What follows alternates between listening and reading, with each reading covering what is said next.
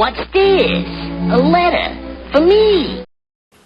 Welcome to another episode of Remember the Great Sports Through the Mail Thursdays. Today I'm going to share with you 3 recent returns that I just got back in the mail, so we're just going to jump right into this. This is an NFL themed video, and the first one is postmarked from North Texas, Dallas area, and it is from former Dallas Cowboy great Leroy Jordan on 1, a second All-Pro card with Willie Lanier, a third, and a fourth. So let me tell you about Leroy Jordan and his career in football. And again, this is one of those guys that arguably should be in Canton's Football Hall of Fame. So let me tell you about his career. Leroy grew up in Alabama. He was the 5th of 7 children. He attended high school in Alabama and would further go on to go play at the University of Alabama in Tuscaloosa for the famous legendary coach Bear Bryant. With the Crimson Tide, Jordan excelled at both linebacker and center. In his sophomore season of 1960, he helped the Crimson Tide finish with an 8-1-2 record. In the Blue Bonnet Bowl versus the Texas Longhorns, he was named the game's MVP in a tie. The following year, Jordan was again an important part of the team as Alabama finished with an 11-0 record, an SEC championship, and eventually the 1961 national champions. In his senior season in 1962, the Crimson Tide fell short of another national title, and they actually finished the year with a 10-1 record. They just lost one game to Georgia Tech that year. They, however, were invited to go to the Orange Bowl, and they defeated Oklahoma in a 17-0 victory where Leroy recorded 31 tackles for the Crimson Tide against Oklahoma, eventually earning his second MVP award in a bowl game.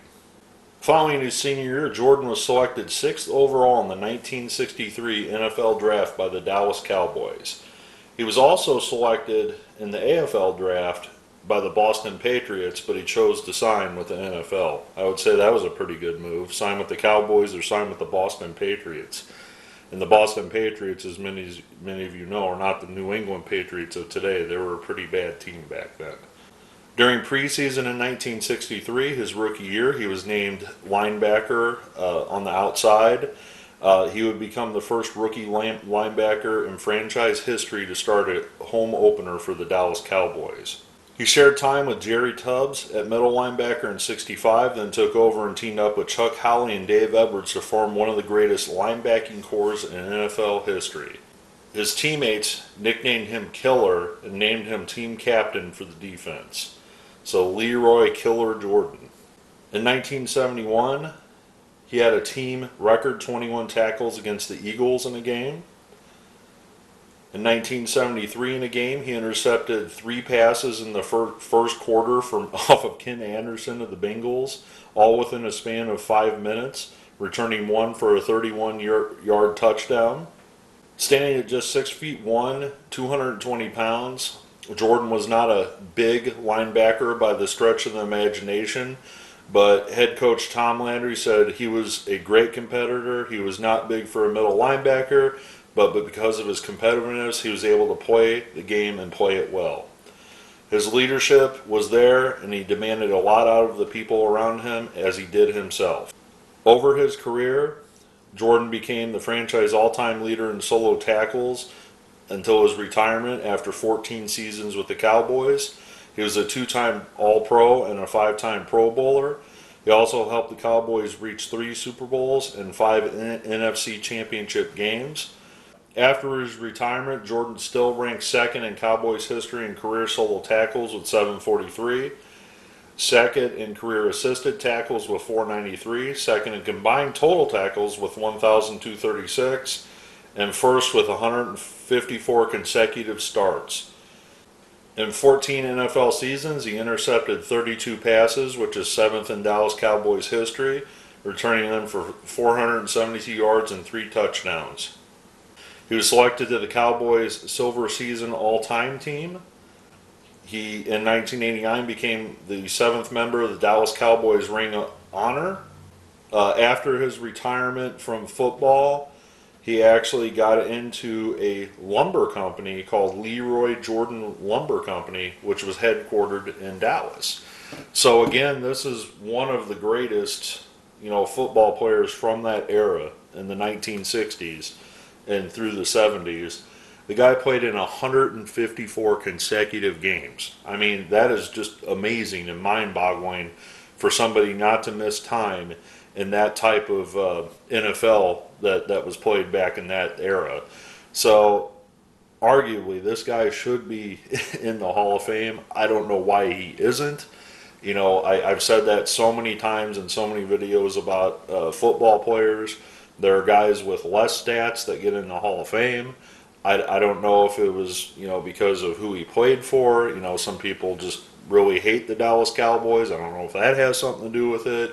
I personally don't have a problem with them, but, there are some people that don't like them just like they don't like the Yankees in baseball, or the Dodgers or whatever. But, a very, very good player. Very, very happy to get his autograph and add it to my collection. And we'll move on to the next one. All right, this next one is postmarked from San Diego, California. And this is former San Diego Chargers great Charlie Joyner on 1, 2, 3, and a 4th. And as you can see, he inscribed, not all of them, looks like 3 of the 4. He inscribed Hall of Fame 1996. Charlie is a NFL Hall of Fame football player that is in Canton, Ohio. Very, very happy to add his autograph to the collection. I have written him before in the past, so let me profile Charlie Joyner and his career in football. Born in Louisiana, Joyner attended high school in Lake Charles, Louisiana. However, he did not play football until his junior year in high school, but excelled as an all-state receiver and earned a scholarship to Grambling State University to play for legendary head coach Eddie Robinson. At Grambling, he was a 3-time All-Southwestern Athletic Conference selection. He was the team's leading receiver from 1966 to 68 with 2,066 yards. Joyner graduated from Grambling in 1969 and was drafted in the 4th round by the AFL's Houston Oilers. He actually started his career as a defensive back, but he made the switch to wide receiver in his rookie year after being carted off the field from a hit that he took from running back Floyd Little, also a Hall of Famer. Joyner played for Houston until 1972 when he was traded to the Cincinnati Bengals. He had his best season to date in 1975 when he had a career best of 37 receptions for 726 yards, an average of 19.6 yards per catch. On November 23, 1975, he set a Bengals then single-game record with 200 receiving yards in a loss to the Cleveland Browns. After the season, Cincinnati traded Joyner to the San Diego Chargers for defensive end Coy Bacon. He was happy to reunite with new Chargers offensive coordinator Bill Walsh, who was Joyner's coach in Cincinnati. It was with the Chargers' high-flying Air Corral offense under coach Don Corral that Joyner had his most productive years, exceeding 1,000 yards receiving in a season 4 times and going to 3 Pro Bowls in 1976, 1979, and 1980. Joyner was selected All-Pro in 1980 and second team All-AFC in 1976. He never reached a Super Bowl, and along with Dan Fouts, Kellen Winslow, and John Jefferson, he helped the Chargers reach the AFC title game in 1980 and 1981. Joyner passed Charlie Taylor as the career leader in receptions on November 25, 1984, breaking the mark of 649 with 6 catches for 70 yards and a loss to the Steelers. He also surpassed Don Maynard's all-time record of 11,834 yards in Week 5 of the '86 season against Seattle. Obviously, those records have since been broken. This is a neat trivia fact. Joyner was, because remember I told you he started out with the Houston Oilers, Joyner was the last active player that played in the AFL. He finished his 18 AFL, NFL seasons with 750 receptions for over 12,000 yards, averaging 16.2 yards per catch and 65 touchdowns. He had 50 or more catches in 7 seasons, including 3 with at least 70. He retired as the then NFL leader in career receptions and yards, as I mentioned, and at the time he had played the most seasons and games by any other wide receiver. At 39, Joyner also retired as the oldest wide receiver in NFL history, which again has been passed by Jerry Rice. Joyner credited his success of longevity to Coach Coryell's offense and his revolutionary passing game. Joyner was inducted into the Louisiana Sports Hall of Fame in 1990. In 1999, he was ranked number 100 on the Sporting News lists of the 100 greatest NFL players. I guess he just made the cut. He was also inducted into the Black College Football Hall of Fame in 2013. I mentioned a little bit earlier in the first part of the video, he was inducted into Canton in the Pro Football Hall of Fame in 1996. After he finished his playing career, almost immediately in 1987, he actually became an assistant coach with the Chargers, and he actually worked with the Chargers up until 91, then left for a stint with the Buffalo Bills from 92 to 2000, and then went to the Kansas City Chiefs from 2001 to 2007, but then eventually returned back to the San Diego Chargers from 2008 to 2012 as the wide receivers coach. He's also in the San Diego Chargers Hall of Fame, or now the Los Angeles Chargers Hall of Fame as well. So very, very happy to profile Mr. Charlie Joyner, one of the greatest wide receivers ever to play in the NFL, certainly a Hall of Famer. Obviously, many of his records have been broken and surpassed, since by the great Jerry Rice. But at the time of his retirement, he was the record holder in many offensive categories for wide receivers. So we'll move on to the next one. All right, so this final one is really, really cool. It's postmarked from Florida, where he now is retired, I believe. And it is a return from former Detroit Lion linebacker Joe Schmidt, Hall of Famer, on 2 of 2. I only had 2 cards to send him. If you guys have recalled, if you watch some of my pickup videos from the past year or two, I actually showed these off in those videos, so this shouldn't come as a surprise to you that I'm showing them off now as returned autographed requests. So let me tell you about Joe Schmidt and his career in football. Schmidt was born in Pittsburgh, Pennsylvania, and grew up in the borough of Brentwood. He was the youngest of 4 brothers, and eventually, after playing high school ball, would be recruited to go to the University of Pittsburgh, where he would star for the school's football team for 3 years from 1950 to 52. During his first years at Pittsburgh as a football player, the team compiled losing records in 1950 and 51. As a senior, though, he was the captain of the 52 team that compiled a 6-3 record, including victories over Ohio State, Notre Dame, and Army. At the end of the 1952 season, Schmidt was selected as a first-team All-American by the International News Service. He was also selected to play in the Senior Bowl. Schmidt was drafted by the Detroit Lions in the 7th round, the 85th overall pick of the 1953 draft. He joined a team that had won the 1952 NFL championship and led the NFL in scoring defense that previous season. The Lions and Schmidt both had doubts as to whether a 7th round pick would be able to make the lineup on the best defense in the NFL. However, Schmidt impressed in preseason and was included in the regular season roster. In the first game of the 53 season, he helped the Lions to a 38-21 win over the Pittsburgh Steelers, his hometown team.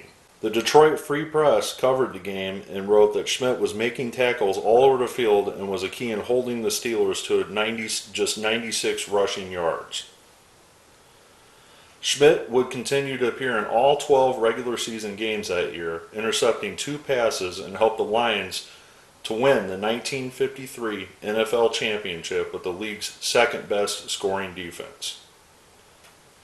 Schmidt again appeared in all 12 regular season games for the 1954 Lions, It compiled a 9-2 record and won the NFC Western Division, but lost to the Browns in the 54 championship game, despite an interception by Schmidt off of Hall of Fame quarterback Otto Graham. At the end of the 54 season, Schmidt was selected by the Associated Press as the first-team All-Pro player. He was also invited to play in the Pro Bowl for the first time, and this would be the first of 10 consecutive Pro Bowls for Joe Schmidt in his career.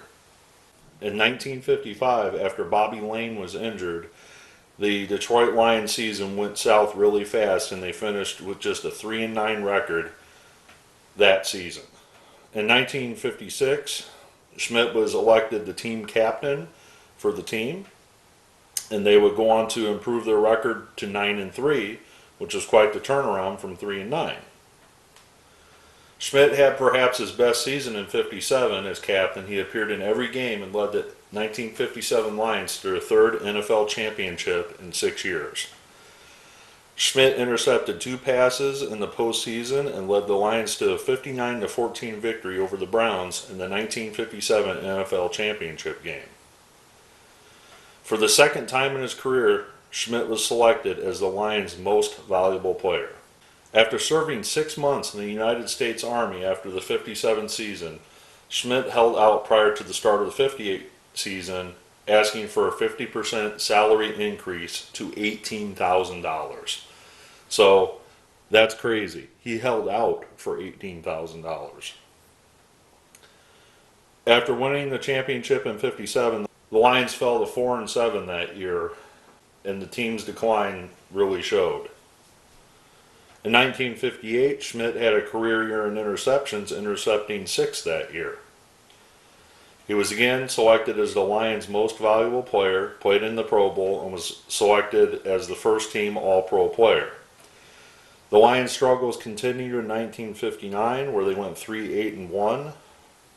In 1960, he was injured during the game, so he missed some time with the club that year. After the 60 season, he came back in 61-2 and appeared in all 28 regular season games. And amazingly, their record improved to 8-5 and 11-3, finishing in second place in the Western Division both years.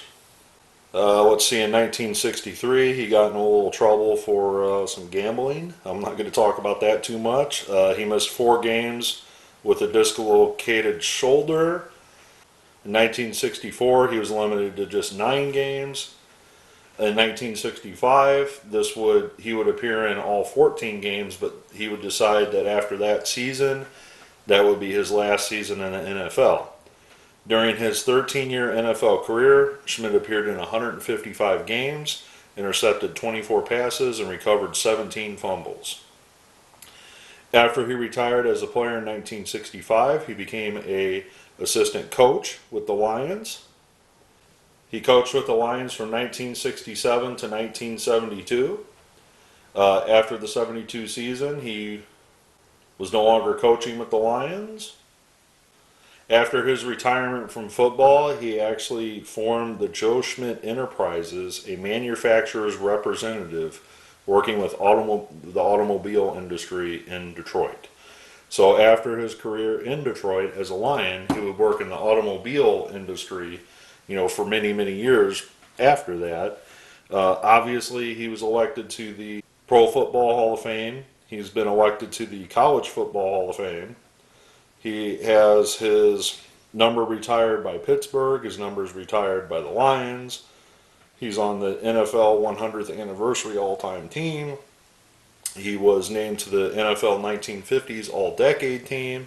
Like I mentioned, a 10-time Pro Bowler, an All-American in 1952.